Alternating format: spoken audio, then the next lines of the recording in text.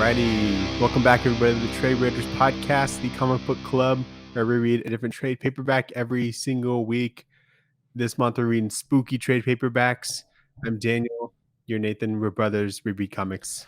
Yeah, Daniel, I'm going to have to circle back around to that intro that you do. I think we can put some time on the calendar to double dip on that one there. It's like because we're doing a video conference. Okay. It's I was it reminds you don't me like of work. it? We've been doing it for like years. No, because we're on a Google Meet call. Yeah, made sense. No, we're on Zoom. We don't want people to know that we're poor. Yeah. We're on Zoom and we pay for premium. Yep. Yep. So we're just doing it on, virtually because we had a virtual interview with John Layman reviewing his book, Marvel Zombies versus Army of Darkness. And we're going to be talking about that later, but we start with the news.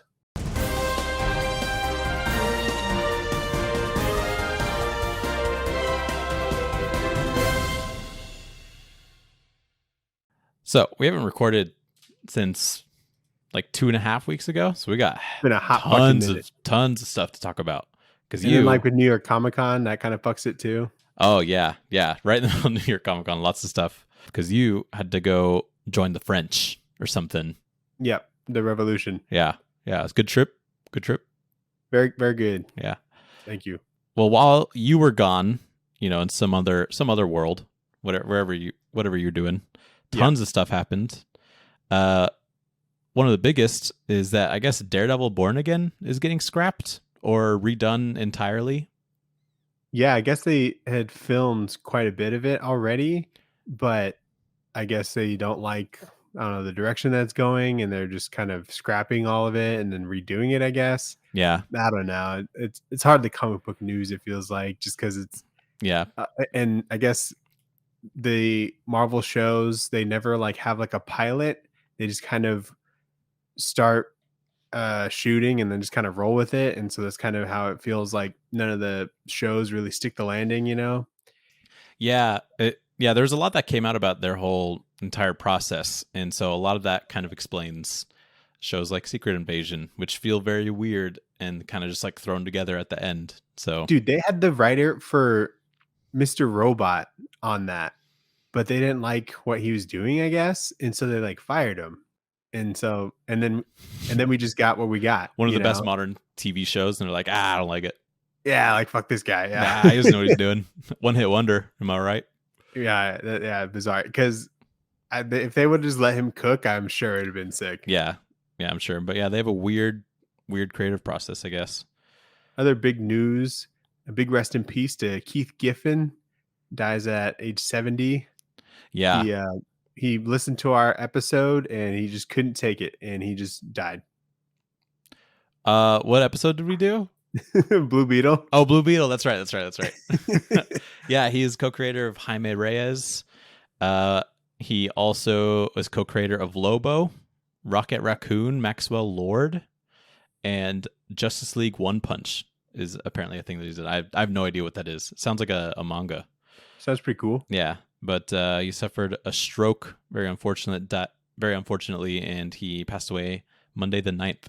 But he also scheduled a Facebook post to go out, kind of like an evil villain almost. But he said, "I told them I was sick. Anything not to go to New York Comic Con. Keith Giffen, 1952 to 2023. Blah ha ha ha ha." So, which is legendary. Which is insane. What a way! That's how I want to go. I saw this and I was like, "Is this real? Who did that?" And is he announcing his own death? Yeah, which is kind of hard. Yeah. Hey, coming soon. Not me anymore. Yeah. Which is bizarre. Scott Snyder. Tons and tons of announcements. So what does Scott Snyder come out with? Scott Snyder is teaming up with Tom Hardy for Arcbound. Whoa. It's a 12-issue series with Frank Thierry and Ryan Smallman. Wait, so Scott Snyder co-writing with Tom Hardy, co-writing with Frank Thierry? I guess Frank Thierry is a part of the team, but the big thing was Scott Snyder and Tom Hardy. And it was announced with Scott Snyder just flexing this like screenshot with him on a FaceTime with Tom Hardy. That's crazy. And so, yeah, that's a new book that's coming out What's it called? from them. Arcbound. That sounds so sick. Yeah, Good name. I didn't really look into it. I was like, I will see what this is about. So Yeah. pretty exciting. There are new titles launching a Elseworlds thing from DC, a Reborn Elseworlds line. Yeah, coming back after 14 years, Nathan. Yeah, which is very exciting because it's just, very clearly not continuity. So the creators of whatever series is they're going to be doing can pretty much do whatever they want. And so we have a Gotham by Gaslight, the Kryptonian Age, going to be done by Andy Diggle and Leandro Fernandez. We have Batman the Barbarian by Greg Smallwood, who we know from The Human Target. Super excited to see him write and draw something. A Dark Knights of Steel all-winter book, so a follow-up to Dark Knights of Steel by Jay Kristoff and Terso Cons. Green Lantern Dark by Tate Bromball and Werther Del Adera, and that book looks pretty fucking cool. Batman Nightfire by Clay and Seth Mann, the brothers. I didn't know Seth Mann did anything, but I know Clay Mann has done a bunch of stuff with Tom King, and he's pretty incredible. So I didn't know there's a Seth Mann. Yeah. And then DC versus Vampires World War V by Matthew Rosenberg and Otto Schmidt. It's World War V, stupid. Well, wait, that makes sense. That makes way more sense, actually. I was like, damn, they skipped two of them? It didn't skip just one, future, it skipped clearly. Two. Yeah. So that's pretty cool.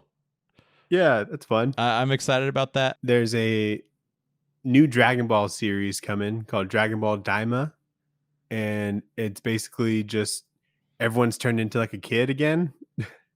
and they gotta fight some bad guys. It's like Rugrats, but Dragon Ball. Like yeah. That's awesome. And so I thought that was funny. Is that like manga? I assume there was a manga for it, but no, that's it was an announcement for the anime. Oh, okay. Interesting. Yeah. There's a new line of comics with Dynamite Comics, and they're partnering with Warner Bros. Discovery. So they're going to be launching a bunch of titles, including the Flintstones, the Powerpuff Girls, Space Ghost, Johnny Quest, The Wizard of Oz, We Bear Bears, and it kicks off with Thundercats by Declan Shalvey, which is pretty cool. Yeah, so it's a Warner Bros. Partnering with Dynamite Comics for this line of comics. Very cool. If that makes sense. So it's weird that they wouldn't just keep doing like their thing, with the Hanna-Barbera stuff.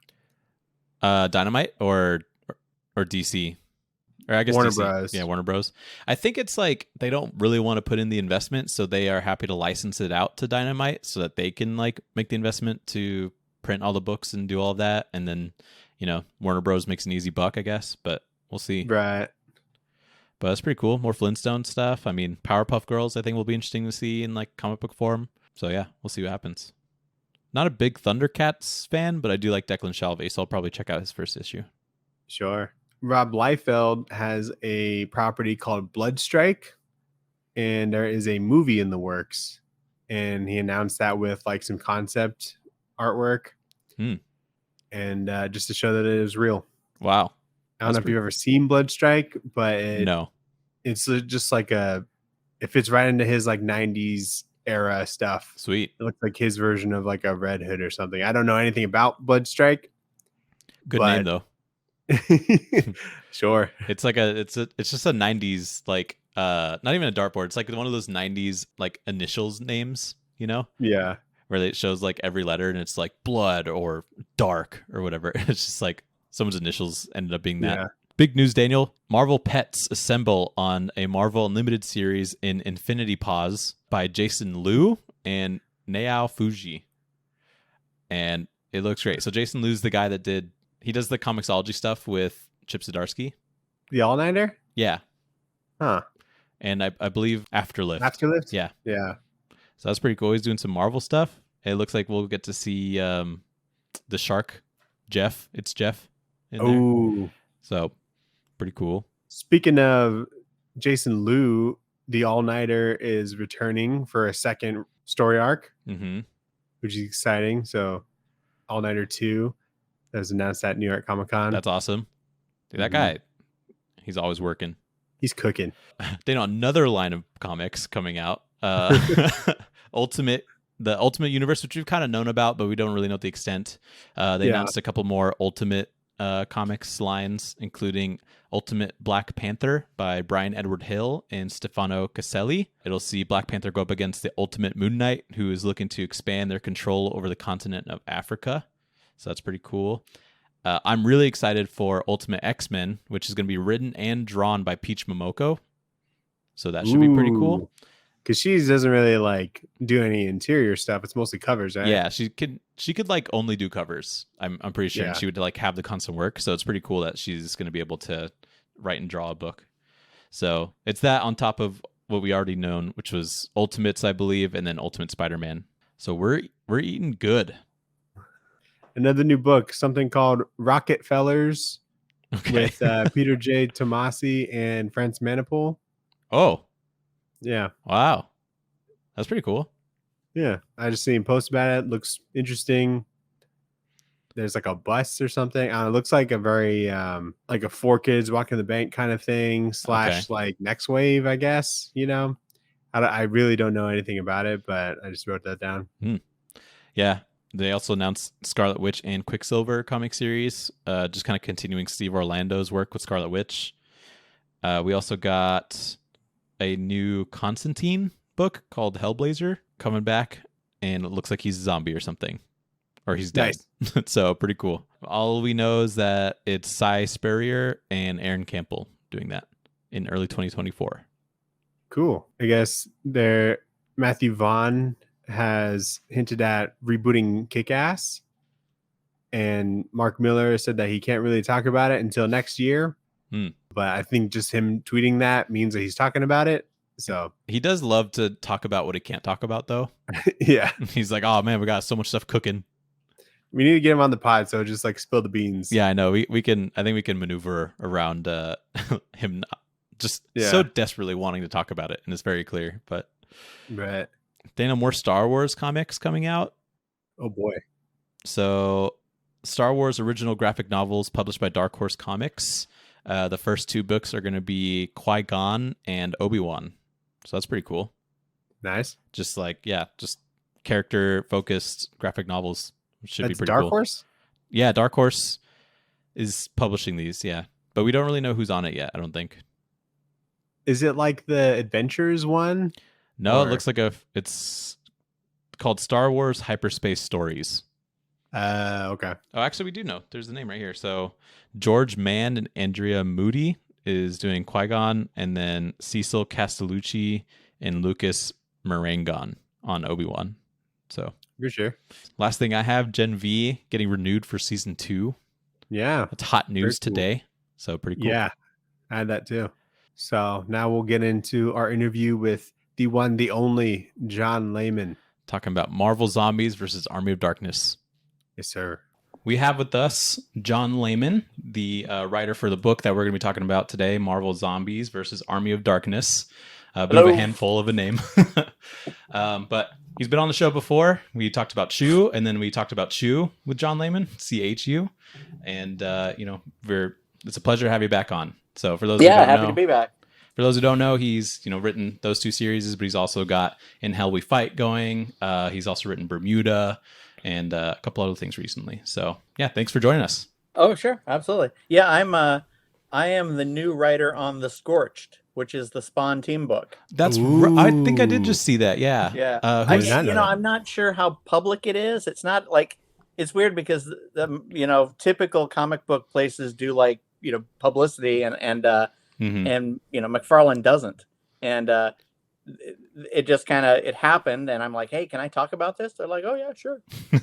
Who's the artist on that? Because I think I saw it from Steven Segovia. Oh, okay. Yeah. And then I'm doing another book. They've done some like goofy Spawn kills everyone, and then Spawn kills everyone again.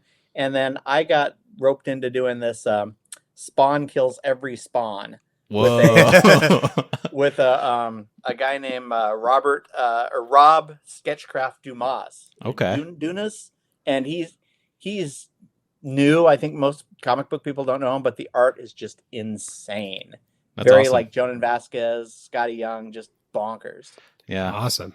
I love some of the projects you seem to get because they're just so fun. Even like just the name of it, it's like, man, what can that possibly be about? So I'm really excited to check I those don't know out. how I tend to blunder into things. I think it helps that I'm Phoenix local, and so's the McFarland office, because This I is was true. coming in, to work on this spawn kills every spawn. I'm like, well, hey, I live 20 minutes away. I'll just drive in and hang out at the office. That's cool. And that happened a few times, and suddenly I end up with the Scorched, which, fine by me. That Never totally thought makes I'd try sense. to spawn. So how's that work? Is Todd really involved in that like overarching kind of stuff, or not really? Well, I mean, they've got 4 books and they all connect, so it reminds me of like the old Batman days. Right. You gotta you gotta coordinate, and like, hey, this character's she Spawn is showing up in Spawn, and she's using her powers, and address this in the new issue. But it was weird. We went in to put my first issue to bed. I went into the office 23, and there was Todd going through it page by page, giving Wow. notes, and he does that to all of his books. And he's got this like giant toy empire, but he still he still cares about the comics. It's kind of inspiring. Yeah, that's cool. Sounds a little intimidating if he's just like making you sit there. I'm sitting there for a couple hours, listening to Todd, and like kind of like getting his philosophy on stuff, because like, for instance, I don't use a lot of narrative balloons, and Spawn does. And I asked Todd, I'm like, hey man, what's your philosophy behind this? And just like getting to pick his brain a little bit. And it's like, Jesus, how many people would like give an arm and a leg for, what I'm doing here today? Yeah. We actually just read Spawn actually not too long ago, and I can't believe it took us that long, honestly. But yeah, we read it, and it was like my first time reading just like that first trade, and yeah, super fun. So see, I've got the giant compendiums, 50 issues each. Nice. And I'm on the 3rd one, and I had read it back in the day, a billion years ago, and it's kind of fun to revisit. But it's also cool when you can sit and like read 150 issues in a big chunk and sort of see the the architecture and the the story and stuff. Yeah, for sure. So when can people expect some of those? Well, Scorch 22 I think just came out this week, and so 23 is at the printer. So whatever a month from, it's sometime in the next few weeks anyways. Okay, so you start on 23? Yeah. Okay, got it. Nice. Yeah, you mentioned you're in Phoenix. We're also Arizona native. We're in Gilbert right now. I'm in Gilbert. Oh, are you? Yeah. That's crazy. I'm Where do you live? Yeah. Tell me your address. No. Right now. I'm baseline in Higley. I'm by the 60. fuck am I? Williamsfield and Higley. Williamsfield and Higley, yeah. Oh, no kidding. Yeah. Okay. So I'm like a mile away from like the Santan Mall and stuff. So you're by like Agritopia and yeah, I'm like a mile south of there. Yeah. You a beer drinker? Love beer. Big beer drinker. That beer barn is pretty cool. Yeah, I was just there. Have you been to Undertow? Is that in Phoenix? No. There's one in Gilbert. There's one in that like that place where Beer Barn is, and Agritopia, and these. It's called Undertow, and it's like a pirate themed, or like sea themed. It's super expensive drinks. Oh, I have heard of that actually. For alcoholics, you go in there, and there's portholes, and there's like rocking waves and stuff. It's a really cool place to have, they have a bunch of like mead and stuff, or what's that? They have like a bunch of mead and stuff, or like pirate drinks, or is it just like no, they've got fancy mixed, $20 rum and coconut. Lovely. This and that. Like they're real high end craft cocktails. That's awesome. Do you have any like Halloween traditions? This will be our episode, or the last episode that comes out in October. So this is like every Halloween we do horror books and stuff. No, I don't think I do. I mean, I've got a kid who's now 16, so he's probably past the age of dressing up. I mean, when you're a dad, you plan your Halloween's around that, and now he's at the age where fuck off, Dad, I got my friends. Makes sense. It's not cool anymore. You embarrass me. Yeah, that's cool. Well, let's talk a little bit about your current book, or technically, I think the 5th issue came out today, but it's In Hell We Fight.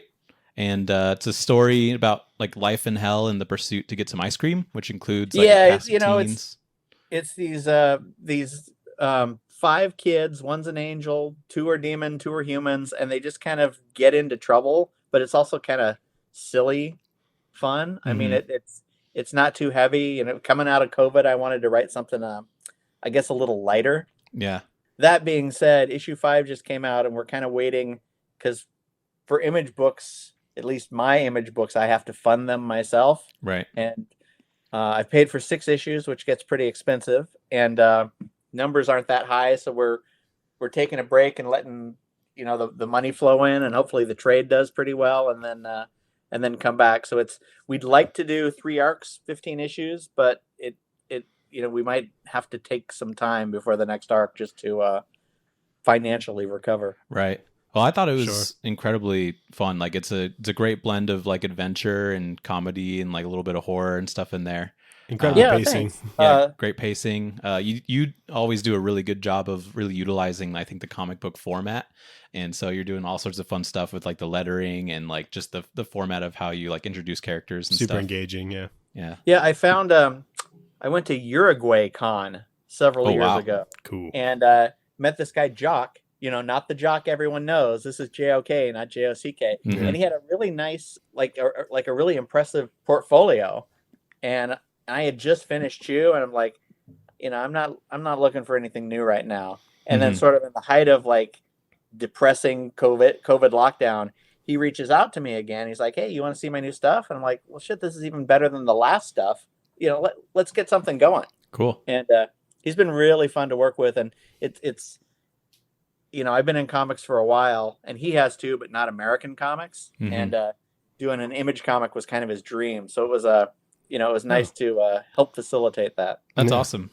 Yeah, I'm not like typically a fan of stories that like portray hell, because sometimes they're like kind of one dimensional. They're just like this fiery, barren wasteland. But in this universe, it almost treats hell as like a character itself, and there's all sorts of fun like cities, or there's like markets, there's monsters, like Rush Hour is a thing in hell. Yeah, and everything, which I think is very fun. So was that something that you strictly tried to focus on as far as like the characterization for hell? Yeah, I guess my one, I feel, I don't know if you read 5, but I feel like 5's a little anticlimactic, given that we're taking a break, because I like world building, and to me this is like just the first chapter. I was putting all the pieces on the board, and knowing that it has to take a break, I wish that 5 could have had a stronger climax, but I'm also setting up the things to come. I think it did a good job of setting up things to come. I did read number 5 today, and there is a moment, I won't spoil anything, but there is a moment where in the 5th issue you reference something that happened in issue 3,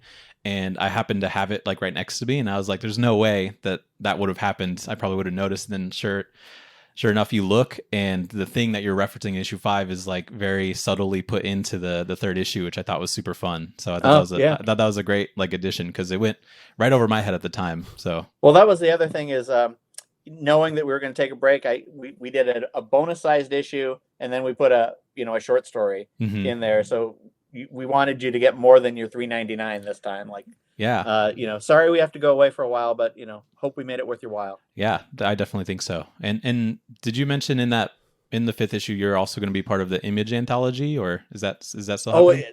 No, the Image anthology is come and gone. We debuted in the Image anthology. Oh, okay. And that was last calendar year, and we had a short story in issue 10 and one in 11. Oh, okay. And then we were always, because I paid for 6 issues, the 6th issue is 3 short stories.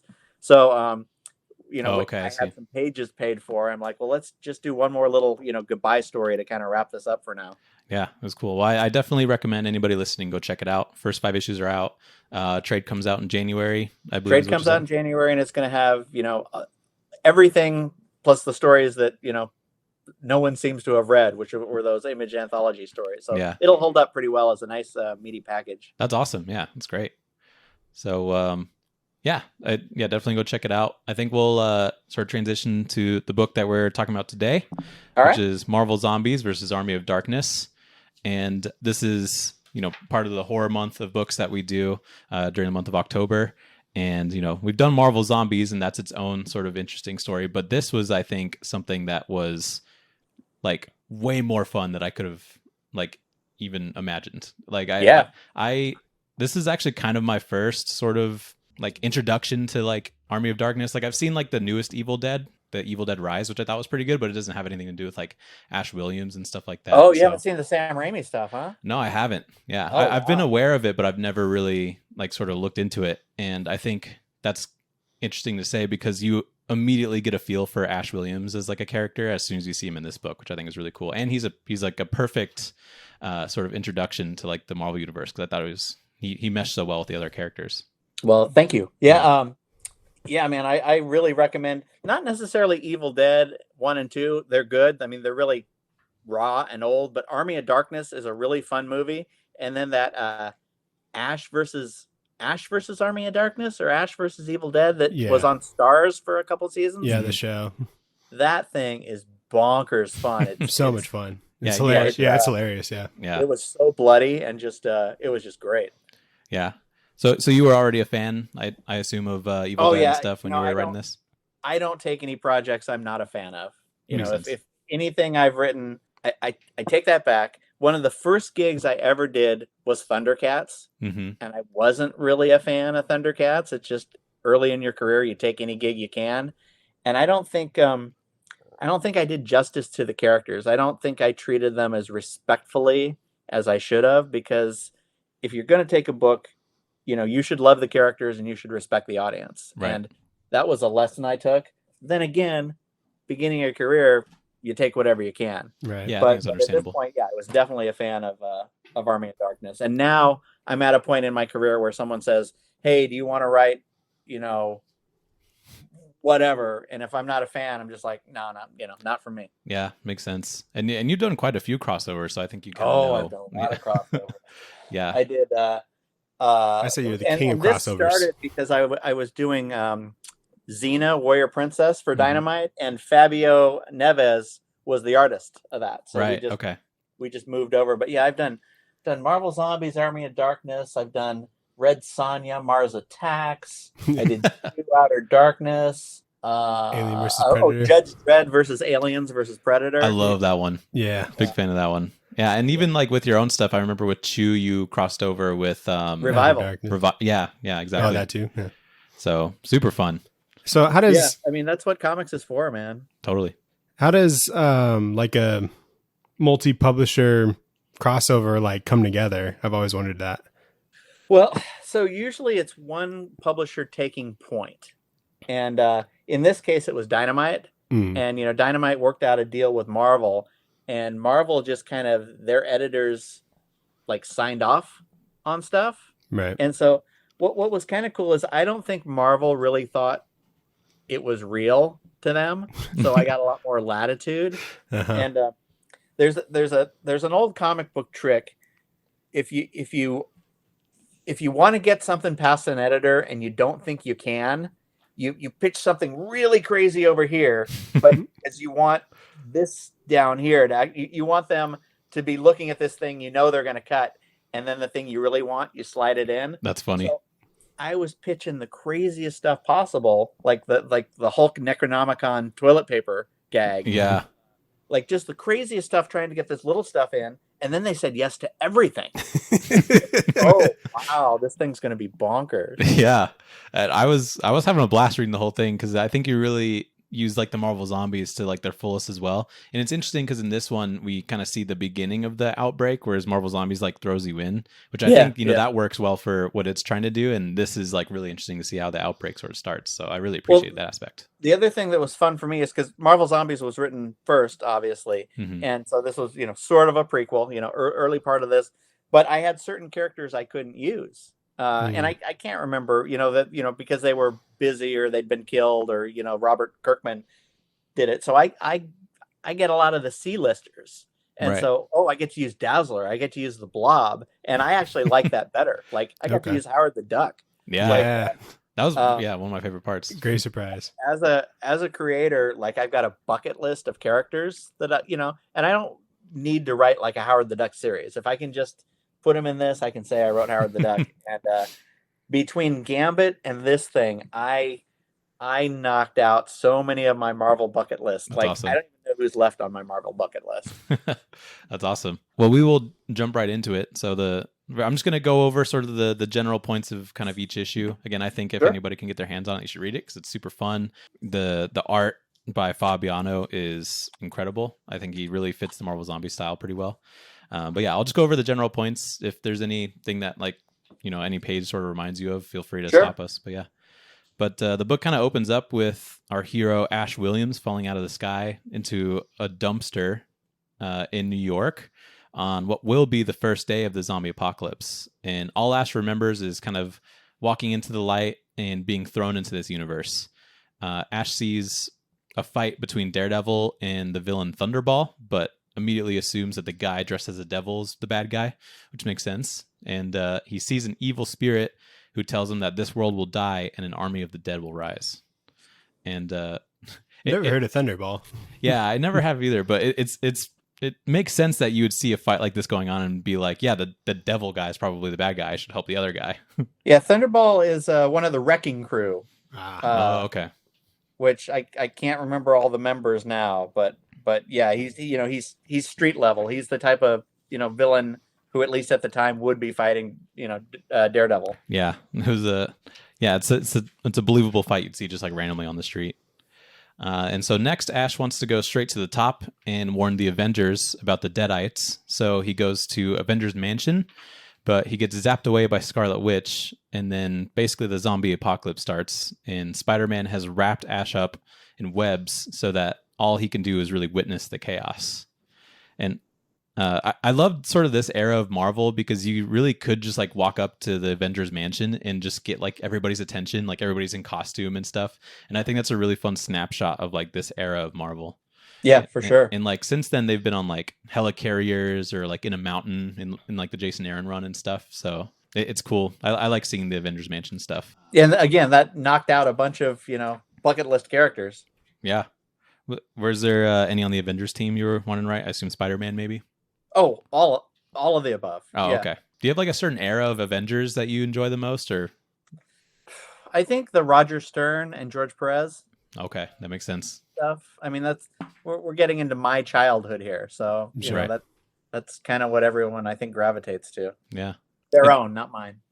Yeah, it's also cool because we see the Sentry sort of make his way into the afterlife, like the zombie Sentry make his way into the afterlife, and that's how was he was big then. I mean, he was new, and they were this was the Bill Jemas era. They were pushing Sentry, so it was kind of fun to write him. Zombie Sentry is like a terrifying concept. Yeah, super terrifying. And so that was chapter 1. We'll go into issue 2.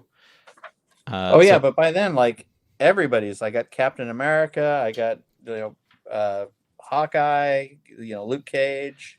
Do you have like a favorite Marvel zombie sort of design? One that you think like looks the coolest? Like I've always thought that Captain America looks pretty menacing as a zombie. Later, I think my favorite's probably Wolverine, who we see like later. Oh, as a zombie is probably like the most scary. Yeah, probably like I like the Hulk ones. When I got them. So I haven't looked at some of these in a while. Yeah. So we go into issue 2. So Spider-Man got bit, but he's able to hold off the virus and claim Ash for himself, acting as a zombie until they can get to safety.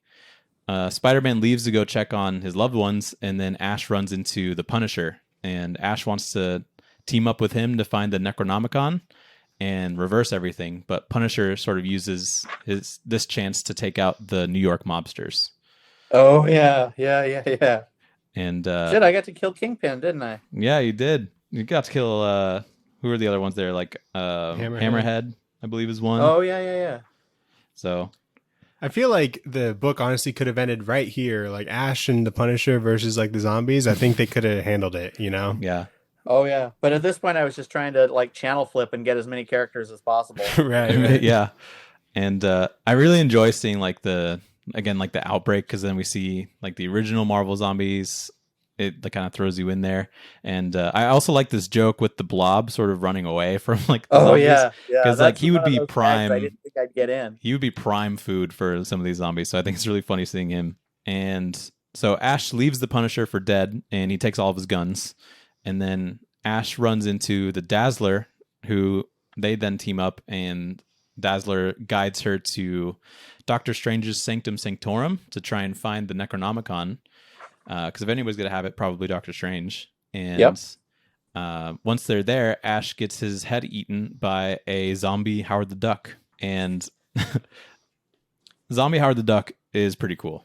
I think it was a great surprise. Yeah, a great surprise. I'm like, oh wow, okay, we're getting. Yeah, that's a pretty good line. Tastes like chicken. Yeah, like no one's off the table as far as like who we might see, which I think is very fun.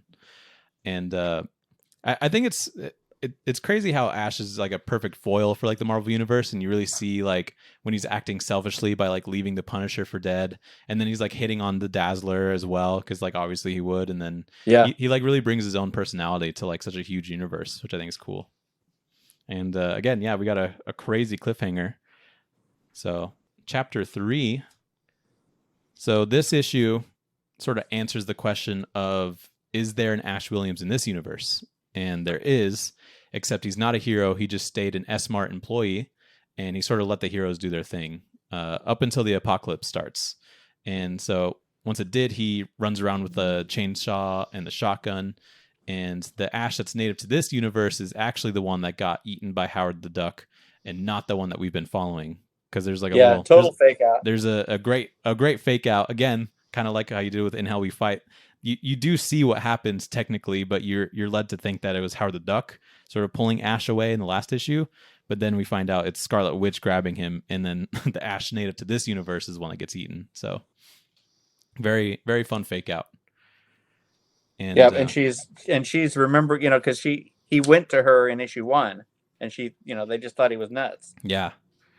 And I like this point where the Ash native to this universe isn't a fan of the heroes because he like listens to J. Jonah Jameson, who's just like trashing on all the heroes and stuff. Oh, yeah. I think that's a funny point. So they run into the Sanctum Sanctorum. There's no Doctor Strange, but there is a zombie Dr. Druid that they end up killing, but he points them to the library. And so I think that was one of those like editor's notes, because I would never choose Dr. Druid. I think they sort of like, oh, Doctor Strange is in use somewhere else. I can't remember the specifics, but the idea that I'd use Dr. Druid instead of Doctor Strange, that strikes me as something an editor made me do. That's funny. Yeah, I was wondering what the deal there was, or like if Doctor Strange was gonna come back at some other point.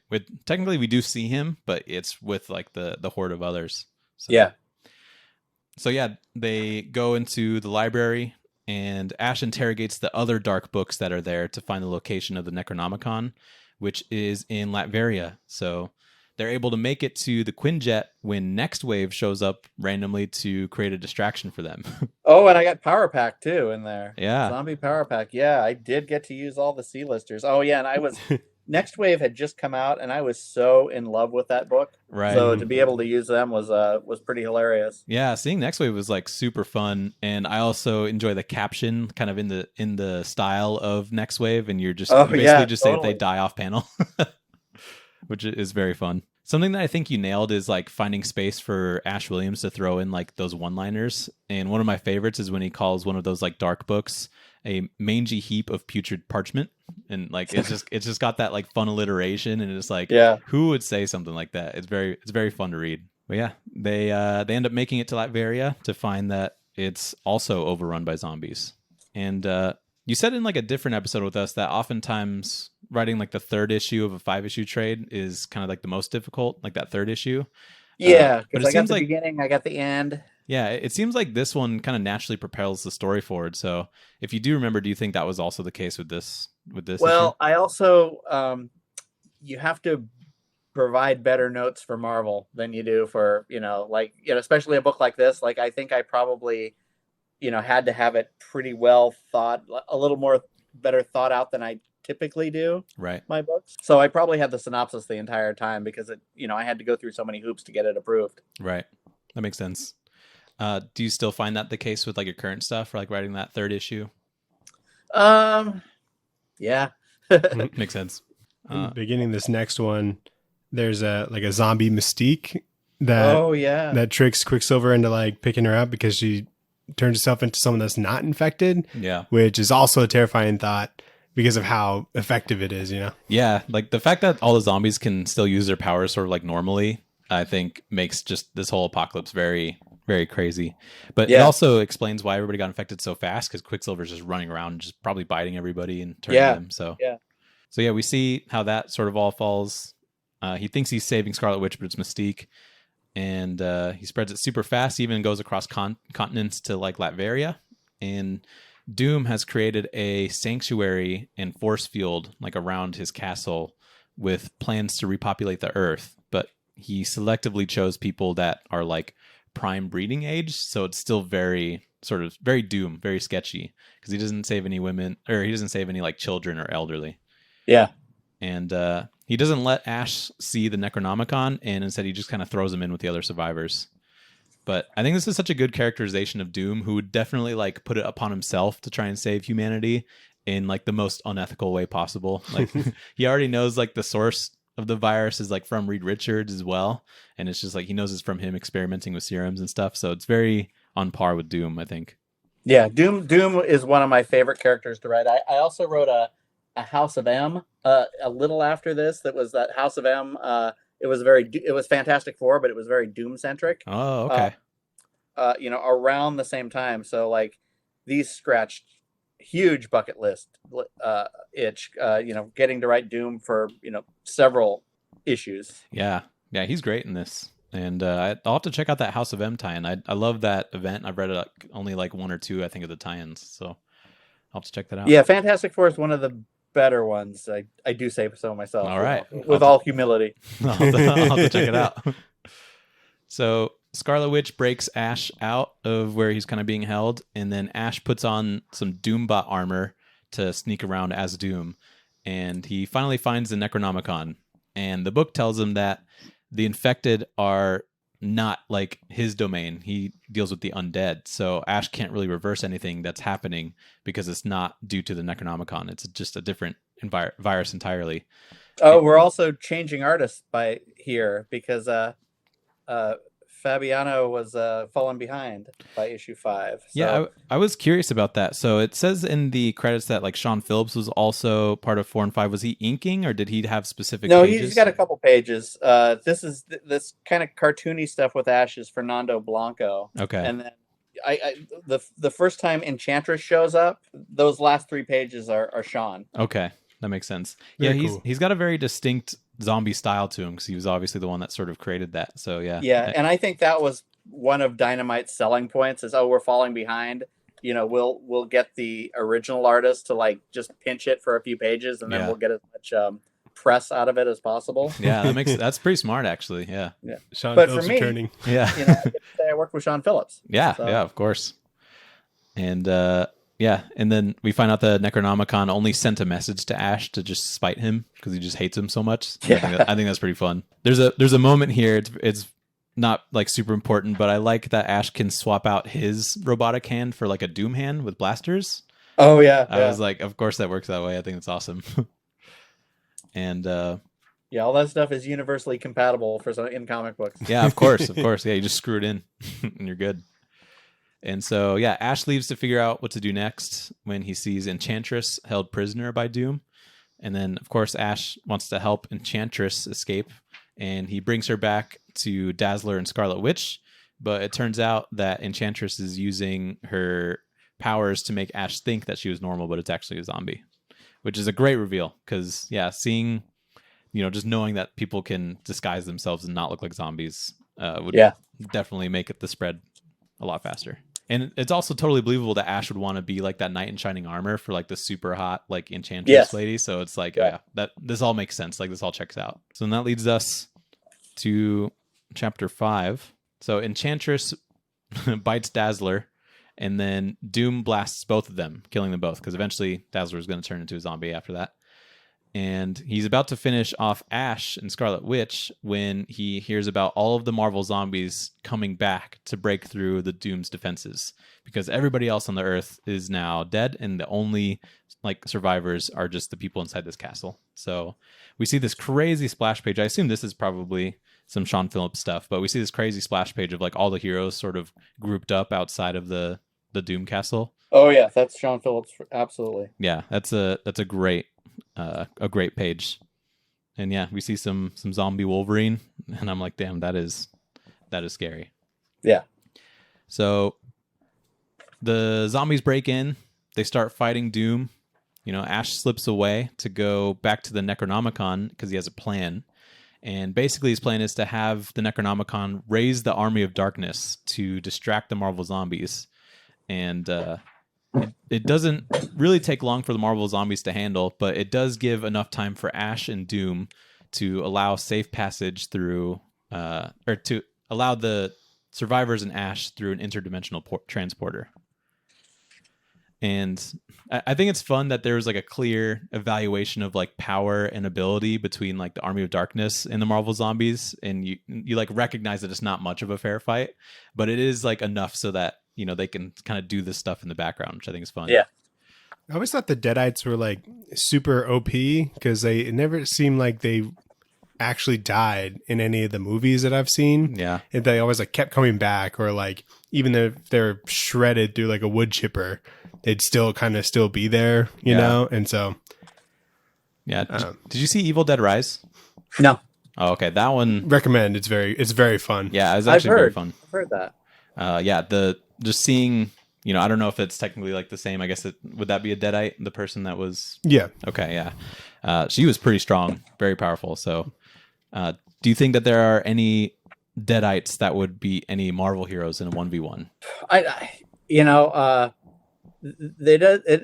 There is the point that the Deadites keep coming. Yeah, right. You can kill a Marvel zombie eventually. True. But the Deadites will just keep coming and keep coming back. So I think they will ultimately win, but it'd be a lot of collateral damage in the meantime. Yeah. So they get through the transporter where Doom is able to sort of destroy it behind them so that the zombies aren't able to follow. And then I like that Ash just convinces the Necronomicon to do this plan, and then he like throws it aside to go through the teleporter. Leaves and it then, there. Yeah, leaves it there. And he was pretty convincing in his argument because he was like, yeah, once everybody's eaten, like you're made of blood and like flesh and stuff. So like eventually the zombies are going to want to eat you. But no, like you said, they're going to use him for Hulk toilet paper, which is an insane idea.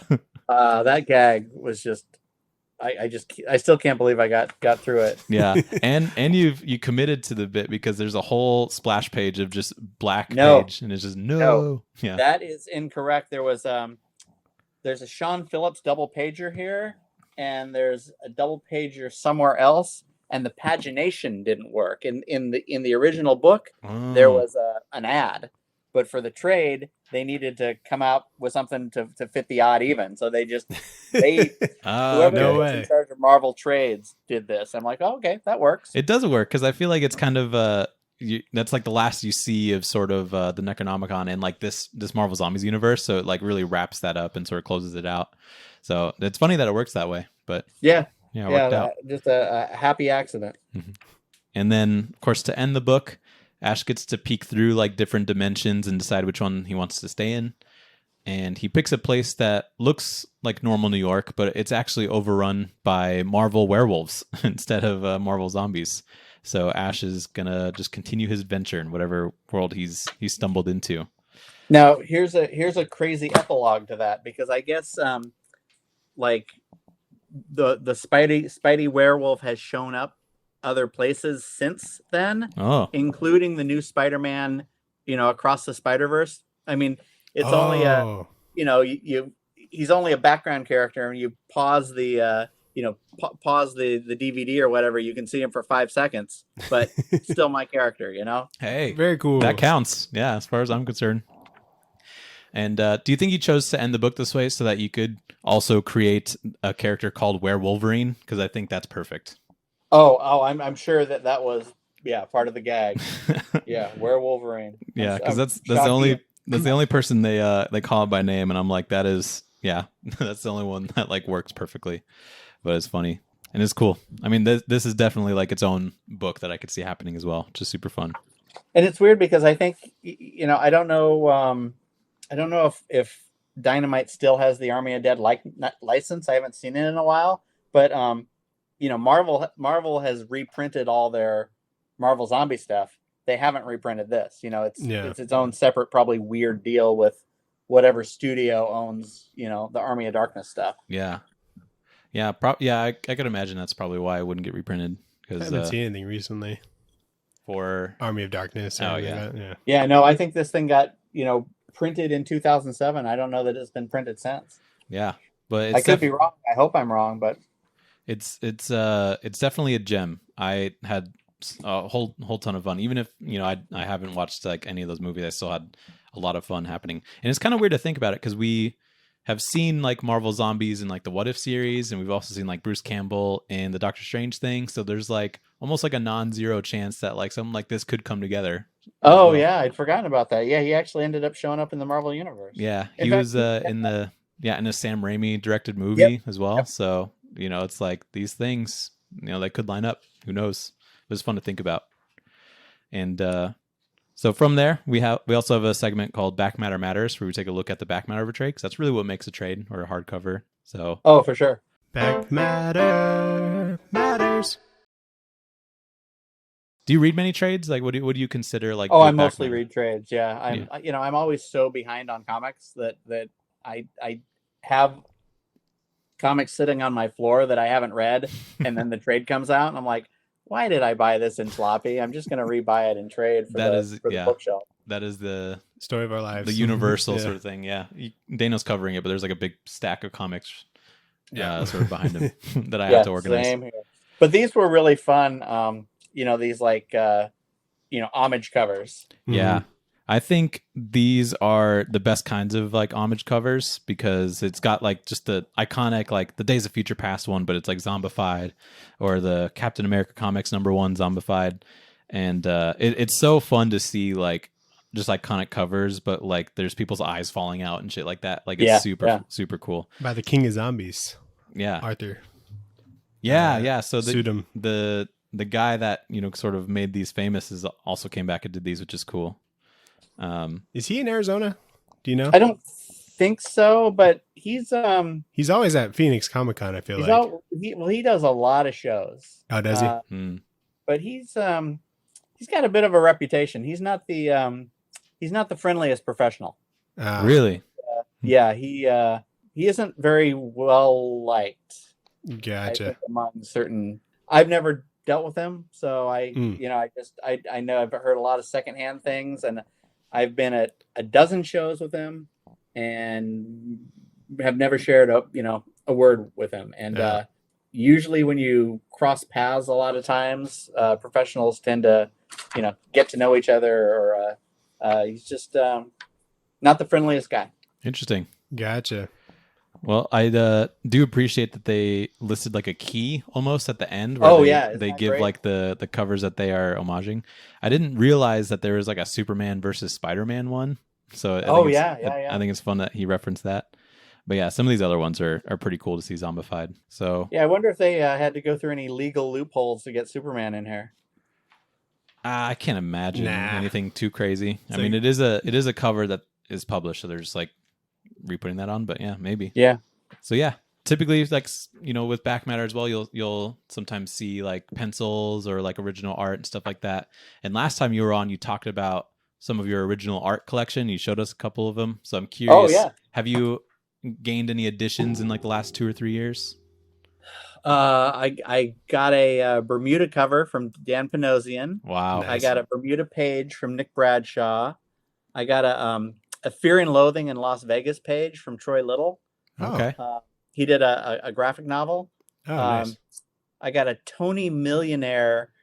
He does pet portraits, and it took forever, but I got I think it was was supposed to be for my wife's birthday. It ended up being for her birthday 2 years later.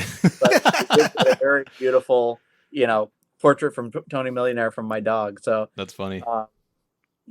Slowly but surely the walls fill up. Not it also depends on the money I'm making at the time, and maybe now that I'm writing Spawn, I'm gonna be a little looser with money. Yeah, there you go. That makes sense.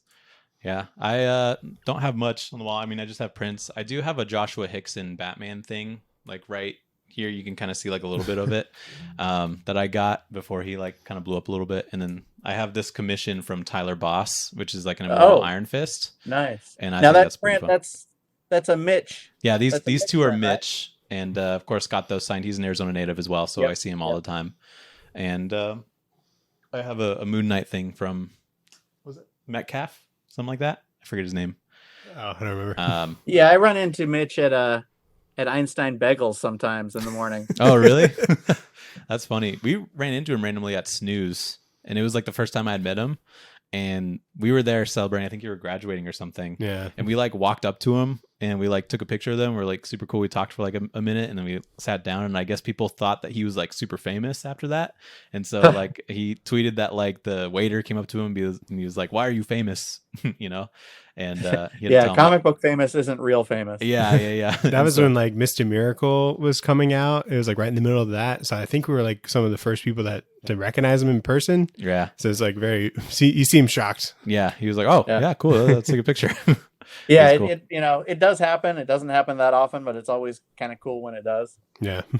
Anything you've been reading recently or watching? Anything like that you've Well, I've been rereading Spawn. I've got fair. almost 350 issues to catch up with, and all of the the Scorched and King Spawn and Gunslinger Spawn. Like I'm trying to like really just bury myself in that world right now. So yeah, I've been just reading a ton of Spawn, and then actually rereading some of the stuff because I read the recent stuff, and then I didn't get it all in. Oh shit! I didn't get it all in kind of context, and then as I read the back issues, I'm like, oh, that's that character. So I actually have read the recent stuff twice. Oh, okay. I'm making my way, and I think I'm about at 135 right now. Jeez, yeah, that is. But I'm enjoying it. It's fun to watch this thing to come together in the different kind of eras. Yeah, I remember reading like that first trade, and I was like, yeah, this is very of its time. It's very like hardcore sort of 90s sort of superhero, but it was very fun to sort of analyze. Like, it's fun reading those kind of comics as like snapshots of the time. Well, what's a really crazy story is Todd McFarlane did a signing. I think Image debuted in like 92 or whatever. Mm-hmm. So I think he did a signing in like 94, and it was at the San Diego Convention Center, but it wasn't part of the convention. It's just he was so big that they rented a room, and I could be completely misremembering, but I feel like it was at the convention center, and I stayed up the night before and wrote a Spawn script. And I didn't know what I was doing. I'm sure it was garbage. But I waited in line and presented it to him, 1994. And, he was very nice. And now I know that I'm sure it went in the trash as soon as I walked away, because I kind of understand how it works now. But, he was very nice and supportive. And it's just weird that, 30 years later or whatever, here I am, writing some Spawn comics. Like, did you ever bring that up again? Oh, yeah. I told him. And that's funny. Yeah. Yeah. Definitely a legend in the space. Yeah. It's crazy how, especially at the beginning of Image, like they were doing like commercials and stuff like that. Oh, like yeah. the Levi's commercial. It's always funny to analyze. Levi's commercial. And I mean, I was at Wildstorm kind of for the end of the boom, but I still saw, kind of the repercussions and some of just young kids, dumb 25-year-olds or younger, just making crazy amounts of money. And just, comic books were so big back then. Mm-hmm. And I remember our vice president at the time canceled one of our books because it was down to 35,000. No, now that's one of the still for 35,000 these days. Yeah, totally. Even Marvel and DC would. Yeah, but now it's kind of weird to see some of the reportings on those things because they use all sorts of different distributors now. Yeah. I mean, it's. I know the numbers of my books, right, and I can't figure out the numbers of anyone else's, which is very unhelpful to like know how the. Because you talk to certain people and they say everything's doom and gloom, and then you talk to other people like, the market's doing great.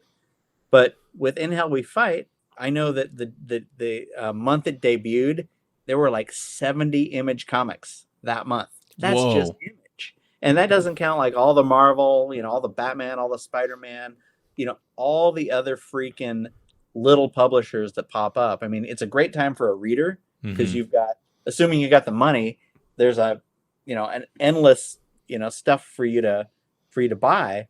But man, to have your stuff stand out gets harder and harder. Because there's just so much stuff and people only have so much money. Like, it's an embarrassment of riches. Yeah. Yeah, I mean, I barely even have the money, and I'm still overwhelmed with like the the amount of comics and stuff that I get. It was a super big week for me today too. I'd spent like $30, got like 7 different books, and I'm like, damn. But yeah, it's interesting, and there's not that much like shelf space for a lot of comic shops and stuff too. Yeah, no, I feel I of everyone in comics, I feel like retailers have the toughest job. You know, having to sort of like pick. You know, they want to like have it so it's on their store shelves, but they also don't want to get stuck with it. Like it's this freaking tightrope act they have to walk every week, and if they screw up on the wrong book, man, they eat a bunch of money. Yeah, yeah, it's very tough. What shop do you typically go to? Samurai on Lindsay. Oh yeah, yeah. I like lived right next to there when they like first opened up, so it was super nice that I didn't have to go to like some other like random spot like 20 minutes away. But yeah, I mean, I used to go to Atomic, and then when Atomic closed, the Samurai was on the same street, which was Country Club, and then just a couple of years ago they moved to Lindsay, and that's where I go. I was there today. Yeah, I go to they're called Strange Adventures now, Atomic Comics. So. Oh, the one in Santan, right? Yep. Mm-hmm. Yeah, so I go there every week now. Yeah, I've been there a few times. Yeah, good guys. Good store, lots of good toys. Yeah, I think they do it right too because they display a lot of like kid-friendly comics like right up front, like right as you walk in the door. Yeah, and then they do some of the toys and stuff, and of course you have to walk all the way to the back to get the new stuff, so that you see all the cool trades and compendiums and stuff that they have out. So yeah, they do. Were you at that Frank Miller signing a few years ago? No. Yeah. That's crazy. Crowd. Yeah, it was like $75 a signature or something crazy, and I just went to sort of like just kind of see the event. They're like, "Oh, you want to meet Frank?" I'm like, "He's meeting 1,000 people. He's not going to give a damn about me." Yeah. No thanks. Yeah. Do you get starstruck by like some comics people that if you run into them at a con or? I haven't in a long time. I remember the biggest time I ever did is I went to a lunch with Dave Gibbons, and I was just freaking tongue tied. I couldn't maintain. But usually it's just something kind of cordial now. Like, you go to some, faraway show and you end up meeting someone and you just, shake their hand, tell them how much you like their stuff. But yeah, the starstruck stuff, I can't remember the last time. The Dave Gibbons one stands out, but I'm sure there's been a couple times I've been starstruck, but I can't remember like when it was. Yeah. Yeah. We're obviously, I mean, yeah, we haven't been reading comics too long, but this last Phoenix Comic Con, Mark Waid was there, and he wrote like the first comic that I've ever read. I didn't even know like people wrote comics like at the time when I was like reading it. I was like, oh, this is just a thing. And then I got him to sign it, which is pretty cool. So I was pretty excited about that. Oh, right on. Yeah. Mark's a good guy. Yeah. Super cool. And his World's Finest stuff is great right now. Oh, so. Yeah. Like Mark Waid doesn't write a bad comic book. Like there's a level of quality to every single thing Mark writes. I mean, there are certain writers that are like that. I think Bendis is like that too. Sure. Just if you see their name, even if you don't care about the character, even if it's you're not your favorite story, it's a quality story. You're gonna get your money's worth. Yeah. Waid is certainly one of those guys. Yeah, I remember one time I was listening to a podcast and someone was talking about him, and they said that he's forgotten more about like comics than you will ever like know. And that's really funny. The other thing. Him and Kurt Busiek, I think, are just like human encyclopedias. Right. Yeah. They're just walking trivia machines. Mm-hmm. Yeah, super fun. So, but I think that's all we have for you. Do you have any more questions or? No, I'm good. All right, cool. Well, yeah, I really appreciate you coming on again and talk about this. Definitely a gem of a book. So I really appreciate it. I'm proud to have it on my bookshelf, and it's kind of fun going over it again. Like, oh wow, I wrote Moon Knight. I wrote this character, that character. Yeah. So again, go check out In Hell We Fight. He's got Scorched coming up, some more Spawn stuff. I really look forward to all of that. So, and if that stuff gets collected, we'll have you on again. So right on. Well, let's try to do it more than once every 2 or 3 years. yeah, exactly. Sounds good. Yeah. Well, maybe we'll hit you back up in January for In Hell We Fight. Maybe I'll see you at Snooze. Yeah, true. There exactly. we go. All right, guys. All right. Take it Have easy. a good one. Take care. Appreciate it. Thank you. Nice. Okay. And we're back. We're back. Hey. just the comic book boys here. Yeah. Had a great interview with John Layman. He's the man. He's I love talking to that guy. He's so easy to talk to. He's great at interviewing. Yeah, a true class act. I always like worry before we have people on, because I'm like, man, I hope they at least like have fun talking to us or whatever. But like he's like, as soon as there's any amount of like comics energy, I feel like the floodgates kind of open with him, and he has so much fun talking, it seems. So yeah, I think he never seems like he doesn't like talking to us or anything. Yeah, yeah. So a class act. Yeah, we asked the right questions, I think. Yeah, I think so too. Super fun book as well. I was like, man, if this sucks, like it'll be, I think, a lot harder, but I actually had a lot of fun reading it.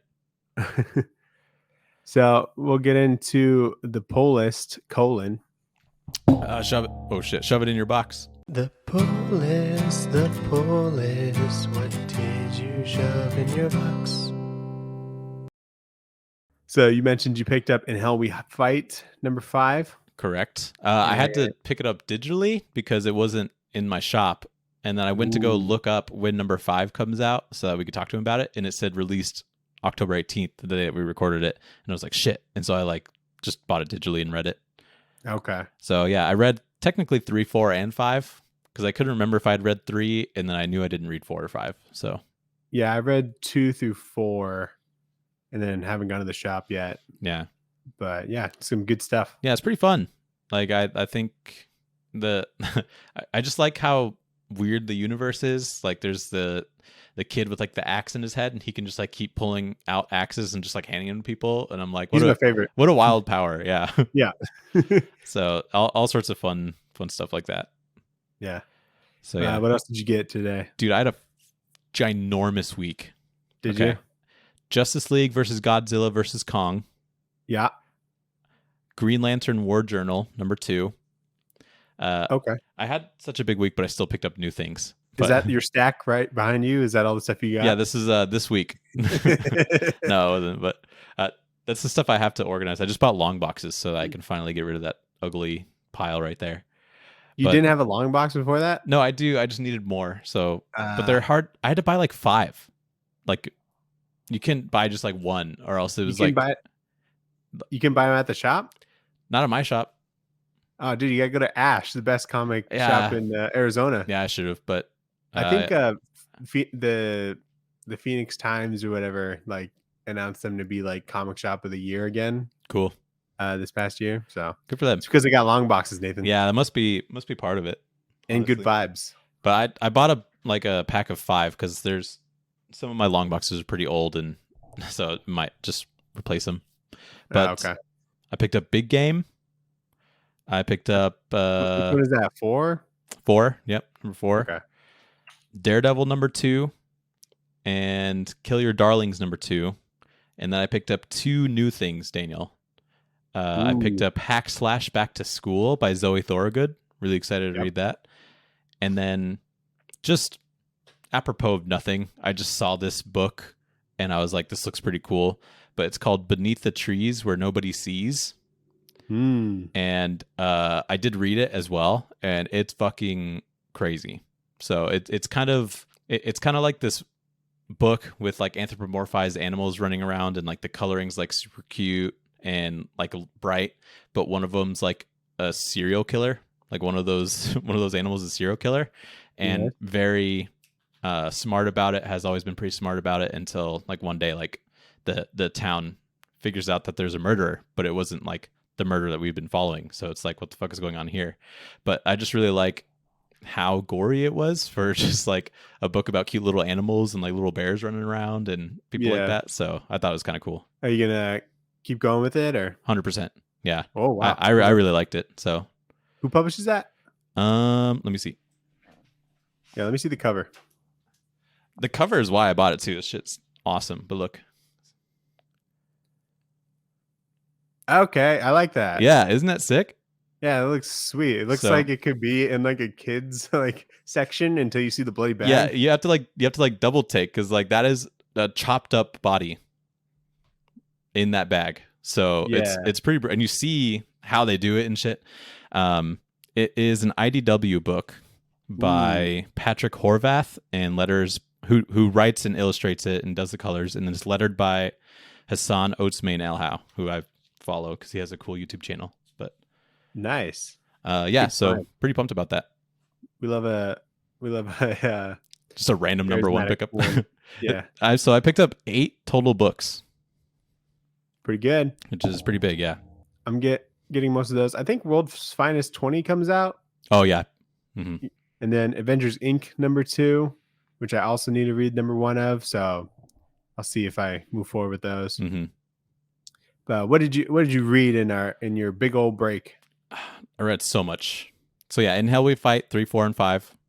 Got that. I read Batman City of Madness, which is the Prestige Christian Ward book that came out, and that book's pretty awesome. I'm really happy with it. His art style is so good in like that extra prestige sized sort of format, and he takes really interesting designs for people like Two-Face, and he has this like sort of more expressive design on like the burnt half of like Two-Face. And there's like his lair is in a half constructed tower, and he like tells a story of like why the tower is only half constructed, and it's like it's so dumb because like he's chosen to make that his base because it's like half. Yeah, and I think it's so funny. But yeah, there's tons of fun like Gotham stuff in there, and the action's really good. And did that come out last week? It came out last week, I want to say. Yeah. Okay. Gotcha. So I read that. Transformers by Daniel Warren Johnson. I read. Mm-hmm. Did you read that? No, I've only read like trades. So okay. It's phenomenal. I was kind of like, I don't know. Like I don't know why I would have like doubted Daniel Warren Johnson at all, because it's like it's definitely very different, like big mechs or whatever punching each other, and it's like, how do you make Transformers sort of interesting? But I think he really nailed it. So I'm really excited to read more of that. Sweet. And he's really good with scale as always, and so there's people like running around, and then you see like ginormous Transformers. So really good action. Yeah. Green Lantern number 4 I read, and it's probably like my favorite Green Lantern book to come out in like the last couple of years. Wow. Because it was like a Flash team up sort of issue, like a Brave and the Bold type thing. It's kind of like a like Flash. Are you talking about just this issue or just this run so far? This issue is probably like one of my favorite like individual Green Lantern issues. Yeah. And it's because like doing Brave and the Bold stuff, like there's the writing of it was so fun, like they were playing off of each other super well. There's some good action with like actual creative Green Lantern constructs, which is something I always look out for. So yeah, it was just really good, honestly. Really good art. 'Cause it's by Zermanico. And then last thing I read was Gods by Jonathan Hickman and Valerio Schiti. Ultimate Invasion? No. Okay. Do you think you need to in order to read that? No, it's separate. Okay. So how'd it go? Dude, it's a lot. Yeah. He's definitely starting something new. And really winding up. Dude, he didn't even wind up anything. It's just like, boom, here's everything. Like you're introduced to like 5 new characters, and they each have this whole established sort of god hierarchy thing about them. And one of them's called like the natural powers that be or something, and like these like super long names. And it's like, and so he really focuses on like just a couple characters of each of the factions that he's established. But God, it is so much. Is it like reading an encyclopedia, or is it like feel like a story? It's a little bit encyclopedic, I would say. Uh-huh. It is a double-sized issue, and so that makes it feel like a little bit longer, I think. But he does leave room for like fun action beats or just like good character moments that don't involve a lot of exposition. But there's definitely a couple parts in the book that are just like back-to-back 9-panel grids, like a lot of explaining on like what the gods are or whatever. So yeah, I probably won't continue with it. If it's something that's like good and people are like, oh my God, you got to read it, I'll still skip it. I don't know. Because like my brain can't mentally. Not a glowing endorsement. Yeah. Like it's good if you like his stuff, like if you liked No, it's good. House of X, Powers of 10, whatever. It's about It's a little bit less crazy than that, which is good. So it's like him doing his thing. It's him doing his thing for sure. If you just like not Jonathan feeling Hickman, it. you'll like this for sure. Because Yeah. he always like pairs up with like the best artists, which Mhm. makes it a lot better as well because they have super fun designs. Yeah.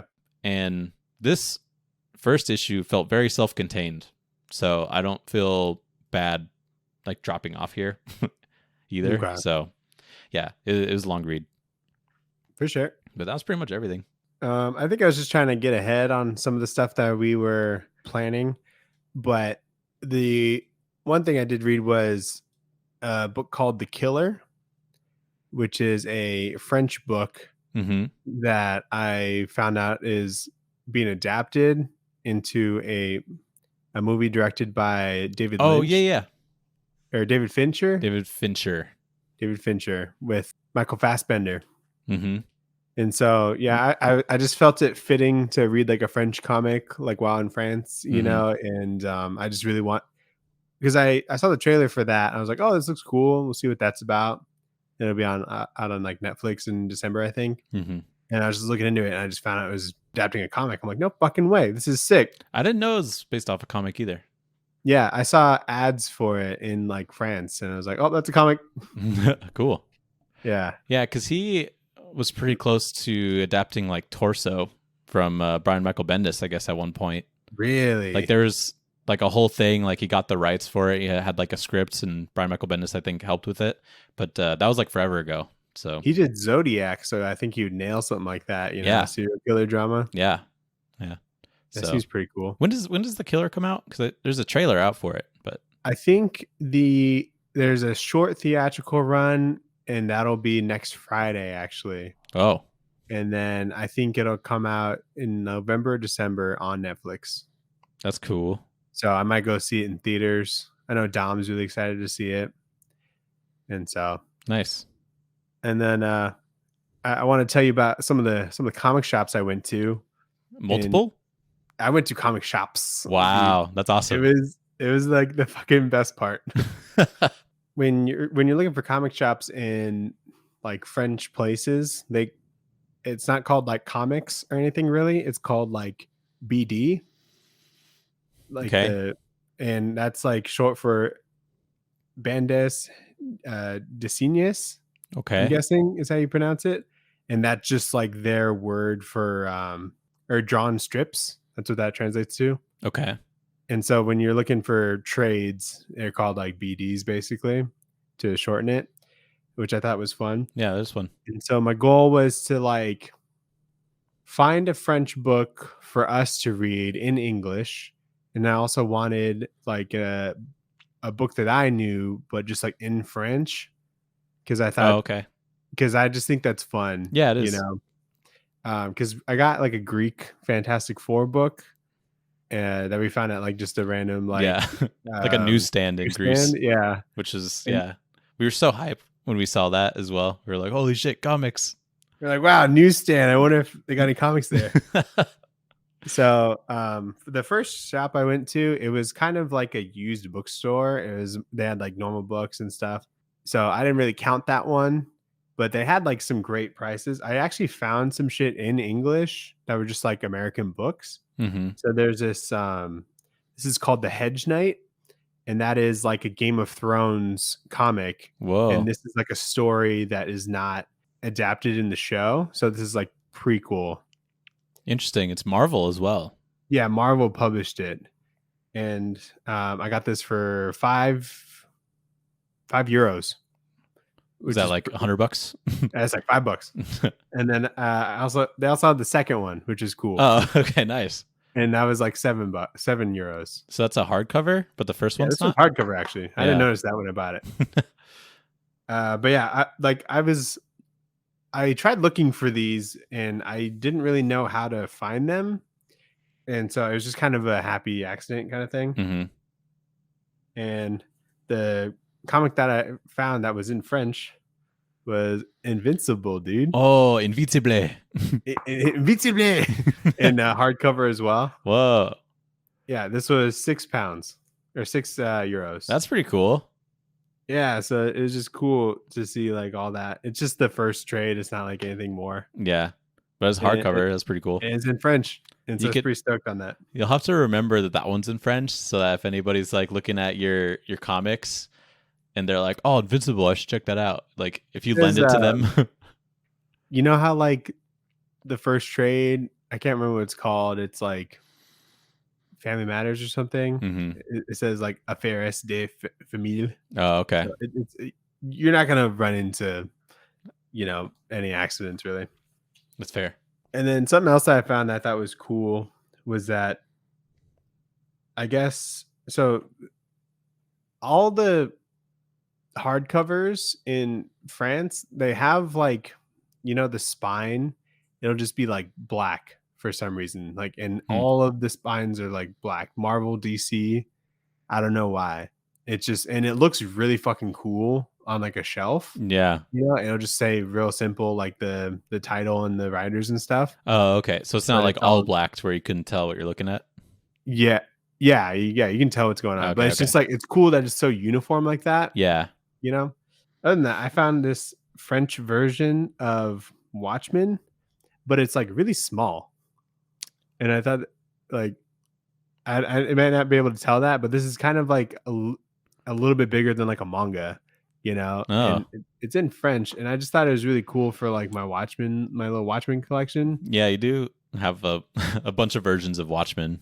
Yeah. And so I just thought it was fun. Not that I'd really read it in like a smaller format or in French, but like I just thought that was fun. I was like, I don't think you'd read it anyway. And this was also like only like 10 euros for cool. like, all of Watchmen. Yeah, it's got that sweet Rorschach, headshot, which is pretty cool. So I just thought that was super cool. I couldn't resist, Nathan. Yeah. How'd you pack all those comics without your suitcase going over 50 pounds? That I put them in my carry-on. Oh, okay. And then the book that I found for us to read, it's translated to A Man's Skin. Mm-hmm. I can't remember. I don't know like what it is in French, and I wouldn't even be able to like pronounce it anyway. But yeah, I just got this because I like got like a brief description about what it is, and we'll be reading this like in December, I think the first week. Cool. But I just thought it looked like super fucking French. It looks very French and very off-putting because that is just a man's skin kind of draped over a woman. Yeah, it's about like a woman who is in like this arranged marriage that she doesn't want, and somehow it leads to her getting like a man's skin, and she wears it around, and it's just like a commentary on like society and things like that. Mm-hmm. And so I was like, this looks interesting. Yeah. Written by some dude named Hubert. I guess he only goes by Hubert. Oh, okay. And Zanzim, who I guess did the art. I really don't know. I guess maybe it's like Jason, they're just very vague. Yeah.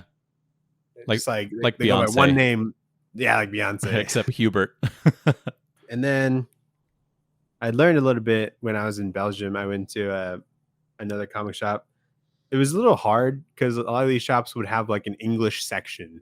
So not a lot of like stuff, but like looking at all like the like covers of all these like different French comics I can't read were like really cool. I'm like, this looks so sick. Like I read this. Yeah. But like I literally can't, So that was like a bit of a barrier. Mm-hmm. But I got this other one. It's Smurfs Monsters. Whoa. And I guess Smurfs is by a French or a Belgian dude. Really? Yeah, his name's like Peo, I think. Yeah, Smurfs by Peo.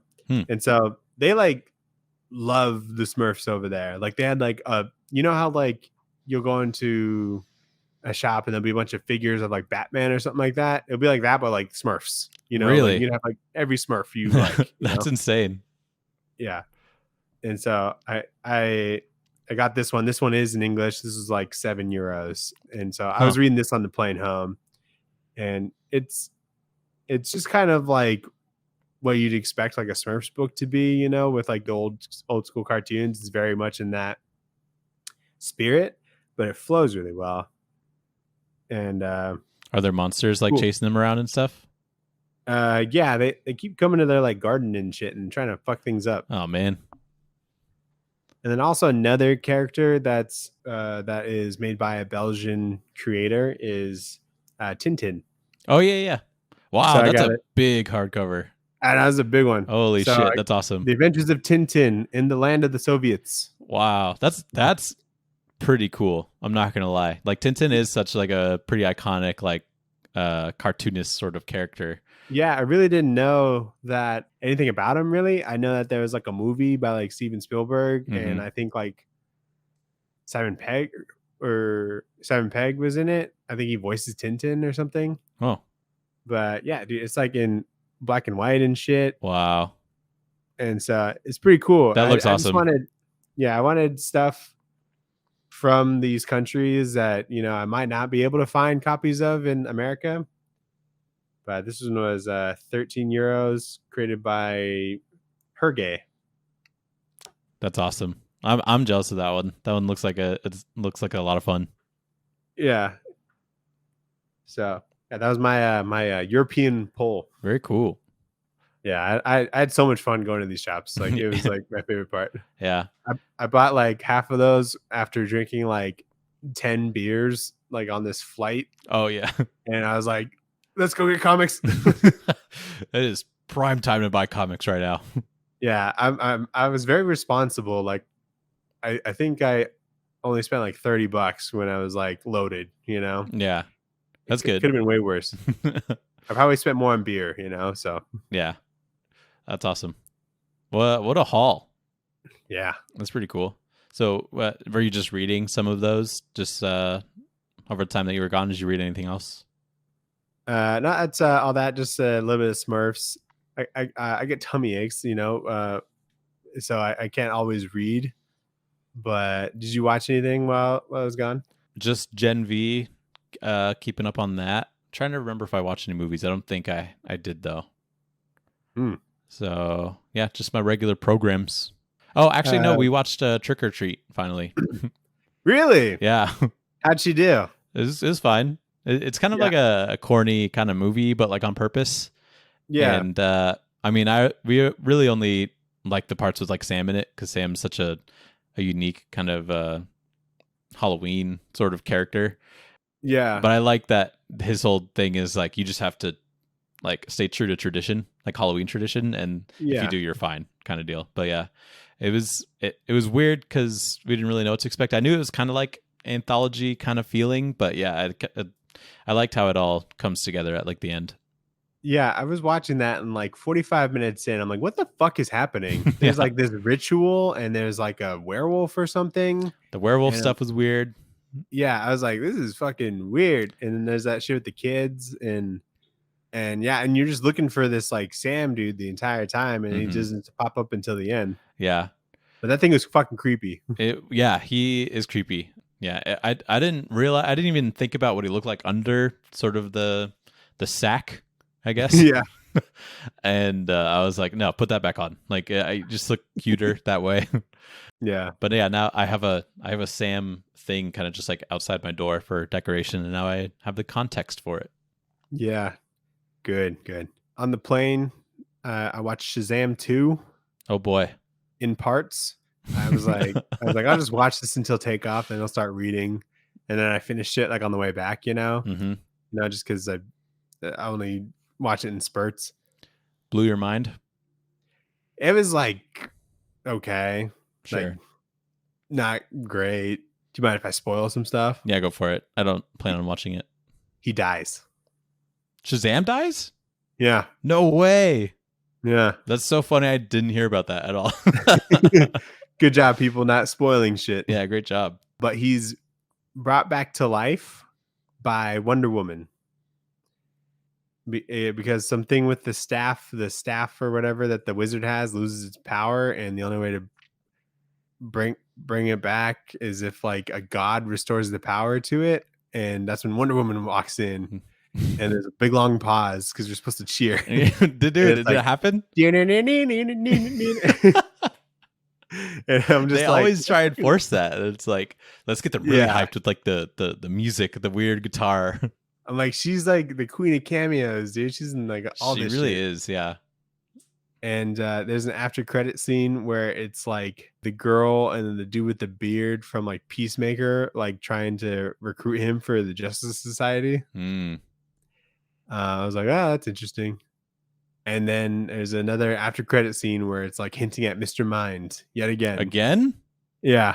Wow. But we actually see him and he looks like a worm or whatever. But yeah, we see him in the after credits of the first one. I thought it was just like a silhouette or something. But I think we see a worm. We do? Okay. But yeah, it was fine. You don't have to watch it. It kind of plays out how you think it would. Yeah, it didn't look great. So yeah, I never checked that one out. And then I did catch up on Gen V. That is a good program. Mm-hmm. I was kind of mad that Clancy Brown died the first episode. Dude, me too. I thought he was so good. Yeah, I know. He's really been hitting those pilot episodes because he was in the pilot of Ahsoka. Oh, right. Yeah. So, but yeah, I really like Clancy Brown, and I was like, oh man, when he died. Did you know that Golden Boy is Arnold Schwarzenegger's son? The one who does the fire? Yeah. No, I didn't know that. That's cool though. Yeah, Patrick Schwarzenegger, I think. Ooh. Gotcha. I looked that up later, but I was like, damn, that's weird. A couple things I liked about it. I like how they have a Vada burger. Yeah. I was like, good. Oh, that's genius. Is it though? Yeah. And then I was like half excited and half a little disappointed that they brought in Tech Knight. Yeah. But they were re-saying his name. It's like Tech Knight, like as if that's like his birth given name, you know, and we didn't get to see the suit or anything like that. Yeah. Which is understandable. Yeah. But it seems it's very weird because they've kind of like name dropped Tech Knight like randomly, like throughout the boys. And so it seems weird that like that's the one that they've been talking about. I don't know. Yeah. I guess there's always, I guess there's always opportunity for his character to show up again, but he had like these weird like eagle eye powers and he was able to like observe things really well. Yeah. So they just like kind of added all this stuff, which I guess is something that works in that. But I just didn't think it would be like him, you know? Yeah. It could have been somebody completely different. But I like how they did the whole like him wanting to fuck everything. Any hole he saw. Yeah. Yeah. But did you see the part at like the end of one of the episodes where he tries to like fuck the hand dryer thing? He gets like a stool and he tries to like point his dick like upwards, I guess. But yeah. Yeah. Dude, I watched all of Gen V like on the plane. I was gonna ask because that's risky. I was in the aisle seat, dude. Dude, you're asking to get like detained. I like would just fucking like take it and hide it whenever like a sex scene came on or something. Imagine someone walks by when someone's dick was exploding. I know, that was so cool. It was so gruesome. I was like, ugh. Yeah, it gets so swelled before it actually pops, and that's the part that like freaked me out. Eesh. Yeah. But I really like most of the characters. Like I think it's a really fun exploration of just like not great powers, you know? And so it's interesting to see like it feels like some of the people there are like the worst X-Men ever, like that sort of thing where like they have a power but it's not like incredible, you know? So it's like what do you do? You know, you got to become like a brand or whatever. Right. And I think they're doing a good job of like kind of giving us a little bit more and more for like the Woods mystery and like what they're like trying to do. Like they're keeping us engaged, I think, really well. I loved the puppet action scene. And oh yeah, that was so fun. That was hilarious. Like when he first takes the guy's arms and he like rips him off. Yeah, pretty much. But when he rips the guy's arms off and it's like a puppet, it's hilarious. I thought it was like one of my favorite scenes. Honestly, I think I just prefer that violence to like the actual like human violence. I'm like, just keep showing me that. Like, I hope the whole last episode is just puppets because some puppeteer got like a dream job, you know? So yeah, good for them. And I am really interested in Polarity, who's the dad of the guy that can move shit with his mind. What's that dude's name? He just moves metal. Is it just metal? Yeah. Isn't he called Steel or something like that? No, or there's like a bunch of like corny shit with steel or something. Actually, it does make sense because I think most of the time we see him move shit, it's with metal objects. But Yeah. I'm interested in his dad because one, he obviously knows about what's going on with the woods, but also he used to be this like big hero. So I'm curious how he's not anymore, or like if he lost his powers, or like what that looks like, because Maybe he has like a maybe big just statue. retire or something. Maybe, but like you'd think he would still be trying to like ride the sort of popularity train or whatever. So I feel like something happened to his powers, or maybe they just got like passed off to his son or something. Hmm. But yeah, I'm really interested in that storyline. And then when Yeah, I don't Kate really- was the one to be like wiping Wipe their their minds, memories. I was like, Yeah. no. I didn't really see that coming because I didn't really know that was like something she could do, Yeah. but it's And still pretty cool. And I'm also interested in how that came together, because she also helped that polarity dude find the woods. Because there's that part where they were in like the stairwell, and she like controls some of the guards to like not bring in the Shrinky girl and then the polarity dude. So I feel like it was some point after that when the head college lady like got on the team with her or something. So Yeah, I'm very curious on why she's doing what she's doing, because I think it's pretty recent. they might not even like bring it up exactly when she started doing that, you know. Mm-hmm. But Nathan, one last little thing, I'd like to play a little game. Oh gosh. So in the London Heathrow Airport, there is a bookstore, and I was going to bookstores in the airports to see if they have comics, and this one did. Whoa. Surprisingly, yeah. It was a very Nice. small bookstore, but they had like a little shelf for some comics. Let's go. And it had a very interesting selection. Some ones I think are good picks for, you know, browsing new readers, and then also some ones that are totally out of left field. Okay. And so there's 17 books there. I'd like you to guess 5 that you think would be there. Okay, 5 normal, or just 5 like comics that would be at an airport. Whatever you're you saying? think would be at an airport. It would probably good strategy. Okay. That's interesting, because it's probably not like a Watchmen, because it's a little bit more adult. But I'm gonna say Watchmen, I guess. Correct. Okay, that's one. Kingdom Come. Incorrect. That would be a good one. Civil War. Correct. Old Man Logan. Incorrect. Ooh. 2 here. Or I don't know. 2-2. Batman. Like New 52. Way too vague. Oh, New 52? No. Rebirth. No. But there is Batman. I think you Is need what to you're saying. think like entry level kind of stuff, like stuff that, you know, a new reader might think like, oh, what's the good stuff? You know what I mean? Ultimate Spider-Man. There's actually no Spider-Man. No Spider-Man. Actually, there was Amazing Spider-Man. I'm not sure. I think that's the most recent one. I'm not sure. Okay. But I'll give you that one. Okay. Justice League New 52. I don't think there's any New 52. So Okay. All I'll right. give All you right. that hint. All-Star Superman. No, there should be though. I feel like that's not a great starter comic. No, yeah. Is there Image stuff like Walking Dead? I think it's just Big 2. Just Big 2. Okay. I don't know. Because I feel like Come a lot on. of big starter stuff is New 52. So it's weird that they don't have anything in there. Yeah. What do we got? I give up. So, okay. Some ones that, you know, I think were good placement were things like Long Halloween, Spider-Man Life Story, Okay. Batman Year One, Oh, yeah. DKR, The Killing Joke, Hmm. and Sandman. Okay. But some Wow, weird It's ones. a good selection. Just Yeah, that yeah, no. alone. Yeah. Yeah, it's just kind of like bestseller kind of lists and stuff. Mhm. But one of them was a book that we reviewed when Yeah. the first season of Loki came out. Loki, Agent of Asgard. Oh, weird.